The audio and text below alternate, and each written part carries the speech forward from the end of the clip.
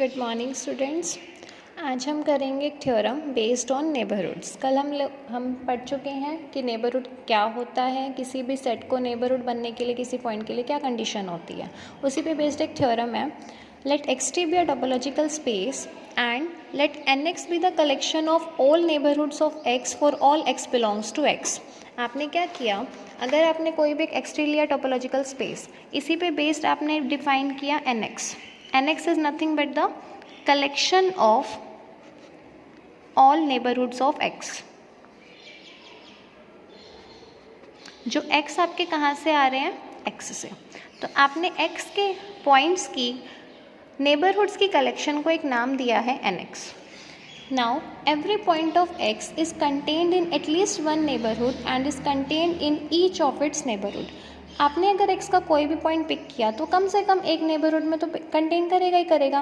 That is contained in at least one neighbourhood and is contained in each of its neighbourhood, और वो अपने हर neighbourhood के अंदर क्या करेगा, कंटेन। इसको अगर मैथमेटिकली रिप्रेजेंट करेंगे तो क्या होगा, x अगर किसी ना किसी एक नेबरहुड में कंटेन करे, that means n of x must be non empty, because nx था क्या आपके पास, x की नेबरहुड्स की सारी नेबरहुड्स की कलेक्शन। उस कलेक्शन में अगर x आप किसी कम से कम एक नेबरहुड में कंटेन कर रहा है तो इस nx में एक ना एक एलिमेंट तो जाएगा ही जाएगा, और अगर एक भी एलिमेंट इसके अंदर है तो we can say that nx must be non empty. Now second part, the intersection of any two neighbourhoods of points is neighbourhood of that point. अगर आपने कोई भी दो सेट्स ले लिए और यू कैन से दो नेबरहुड्स ले ली, x की आपने दो नेबरहुड्स डिफाइन की m एंड n। अगर x ये जो m सेट है वो x की नेबरहुड बन रही है, n is also the neighbourhood of x, then m intersection n must also be the neighbourhood of x। तो दो नेबरहुड्स की इंटरसेक्शन अगेन उस पॉइंट के लिए क्या बनती है, neighbourhood. Third n3, any set which contains a neighbourhood of a point is itself neighborhood of that point। That is, if n is subset of m and x belongs to this, m और n अगर आपके दोनों के दोनों neighbourhoods है x के लिए, या फिर ये कहिए कि n अगर नेबरहुड है x की बट n किसी फर्दर सबसेट्स के अंदर कंटेन करता है, तो वो सबसेट भी आपकी x के लिए क्या बन जाएगी, नेबरहुड। और you can say that the any superset of any neighbourhood is again the neighbourhood of that point.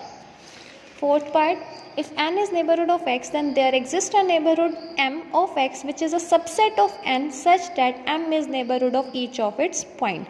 अब यहाँ पे सुपरसेट की बात हुई थी, यहाँ पे हम सबसेट की बात कर रहे हैं कि अगर आपने x की कोई भी एक नेबरहुड ले ली n, अगर x n की नेबरहुड है तो इस n का कम से कम एक सबसेट ऐसा m एग्जिस्ट करेगा जो m x के लिए क्या बनेगी, नेबरहुड। वन बाय वन सबको प्रूव करते हैं।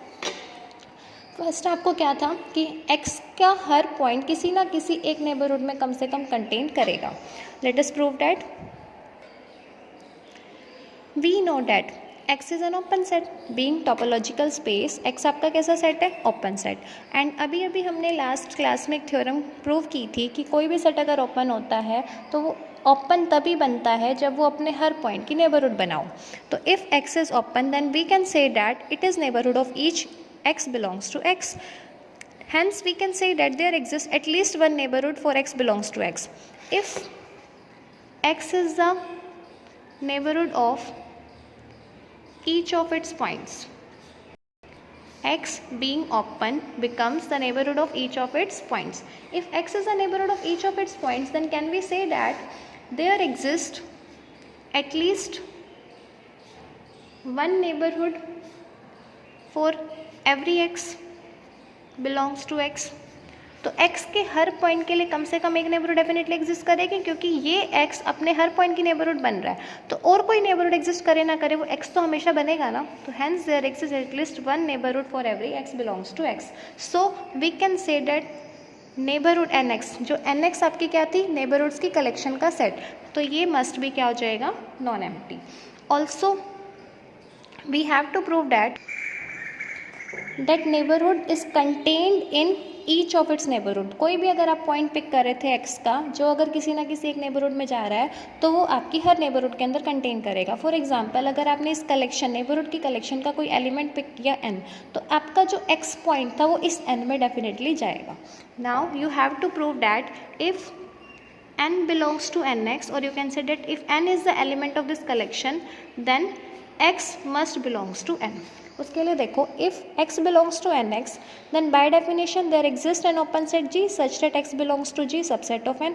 अगर x nx में गया, nx में कब जाएगा? जब वो किसी ना किसी नेबरहुड में जाएगा. डैट मीन्स वो किसी ना किसी नेबरहुड में कब जाएगा? जब उसको कंटेन करने वाला एक ओपन सेट हो. तो x belongs to G subset of n. यहाँ से आप क्या कहेंगे? x belongs to n. This is you have to prove. Now come to second part. In second part, you have to prove that if there are two neighborhoods m and n of x, then their intersection is again the neighborhood of x. Let n and m belongs to nx. Then by definition, if n is the neighborhood of nx, or you can say that if n is the neighborhood of x, then there must exist an open set G such that x belongs to G subset of n. Similarly, if m is also the neighborhood of x, then there exists an open set H such that x belongs to H subset of m. Now taking intersection on both sides, x belongs to G, x belongs to H, therefore x also belongs to G intersection H, and which is again the subset of n intersection m. G intersection H, ये जो है आपके पास एक नया set बना है G intersection H. ये दो ओपन सेट्स की इंटरसेक्शन है, क्योंकि आपने कहा था कि G and H are open sets. अगर G और H अपने आप में सिंगल इंडिविजुअली ओपन है, तो उनकी इंटरसेक्शन फाइनाइट ओपन सेट्स की इंटरसेक्शन भी क्या होती है? ओपन. तो G इंटरसेक्शन H भी क्या हो जाएगी? ओपन. सो बाय डेफिनेशन आपको X को कंटेन करने वाला एक ओपन सेट मिल गया है जो कम्प्लीटली किसी फर्दर सेट के अंदर कंटेन हो रहा है. तो वो सेट x के लिए क्या बन जाएगी? Neighbourhood. Hence n intersection m becomes the neighborhood, therefore is the element of collection nx. Clear? Third part, any set which contains a neighborhood of a point is itself neighborhood of that point. कोई भी set अगर आपका किसी neighbourhood को contain कर रहा है, तो वो अपने आप में क्या बनेगी? Neighbourhood. For this, if n belongs to nx, आपने इस कलेक्शन का कोई एक एलिमेंट पिक किया n, then by definition of neighborhood there exists an open set G, x belongs to G subset of n. If n belongs to nx, इनका क्या मतलब है कि x के लिए नेबरहुड कौन बनी है? n. और you can say that n is the neighbourhood of x. n x की नेबरहुड कब बनी होगी? जब आपके पास एक ओपन सेट G मिला हो such that x belongs to G subset of n. But we are given that n is a subset of m, so from here we can say that x belongs to G subset of m. And इस line का क्या मतलब है कि इस m के लिए आपको एक ओपन सेट मिल गया G जो x को अपने अंदर कंटेन कर रहा है. That means m becomes the neighborhood of x, or you can say that m belongs to the collection nx. Hence proved. Last property, if n is the neighborhood of x, then there exists a neighborhood m of x which is subset of n. आपको इस n का एक ना एक subset मिलेगा m, जो again आपकी क्या बन जाएगी? अपने हर पॉइंट की neighbourhood.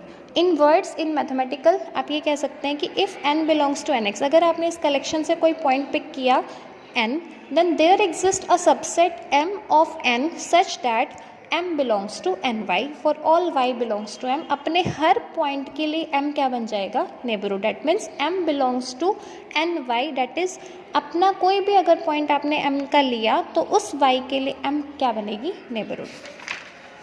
If n belongs to nx, यहाँ से क्या हुआ? x क्या बन गई? n की नेबरहुड. x अगर n की नेबरहुड है तो n के लिए एक ना एक एलिमेंट ओपन सेट आपको मिलेगा such that x belongs to m subset of m. आपने यहाँ पे g से डिनोट करने की वजह उस सेट को क्या ले लिया? m. x belongs to m subset of m. Now since m is open, by theorem a set A is open if and only if it is the neighborhood of each of its points. We can say that this m becomes the neighborhood of each of its points.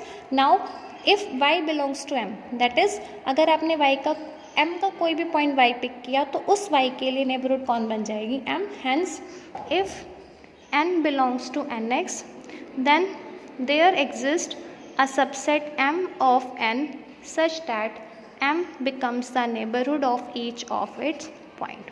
Hence proved.